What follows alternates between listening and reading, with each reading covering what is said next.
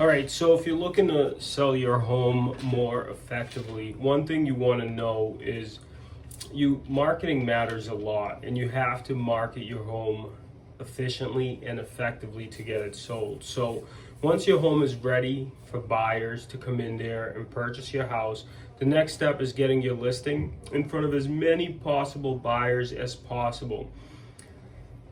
Here are some tips for how to list a home for sale, right?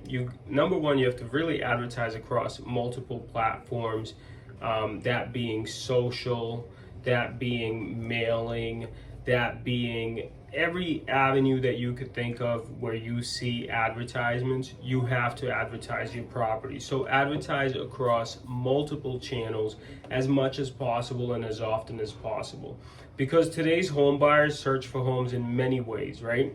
From surfing online listings to looking for sale or an open house sign, right? That's the reason you should have at least one or two, at least the first, when the listing first comes on the market, you should do an open house just to let people in there get a feel for the property, right? Make it easy to show. You got to put signs in the yard, right? Make sure you get a sign. I know some people don't want their neighbors to know, but you're moving anyway, so you want to maximize the number of people in the house to be able to get the highest and negotiate the highest possible offer on your house, right? Get the money, go to the bank, go buy another house. The more places your house shows up, the more buyers that will happen to see it. The more buyers that happen to see it, the more likely you are to find a buyer that actually loves your home and is willing to pay the most money for it. And who better to sell the home to than somebody who actually loves it as much as you have loved it, that you could give it to them and let them enjoy and make memories in the home while you go to a bigger home or you upsize or downsize, you know.